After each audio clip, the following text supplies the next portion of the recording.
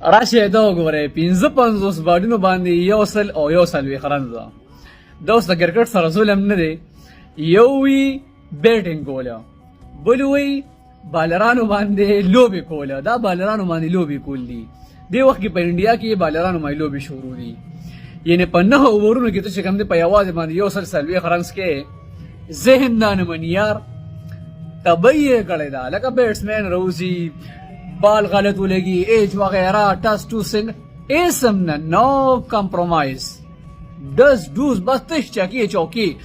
د بالرانو نه پکې د بالینګ چلیر کړی دی چې لکه کوم طریقې سره بالینګ وکړو. 2.5 پکې داسې رړېږي ته وایې چې دا ون ډے ده. حیران برې پاتې کي. د کرکټ مکمل طور سره خبره وي هغه په هندۍ کې ودی بلتکار شروع دی. انتم संस्कार یې ټول بالرانو لوکو او درمسال کې یو دور ورته کړی خبره ولا ختمه کړه. تبۍ روانه لکه یار تا به حیران پاتې کي بس لکه څه روان دي څه نه روانه.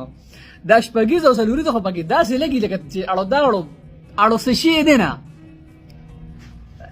زبردست یار IPL دی که نه بس څه کې ورسره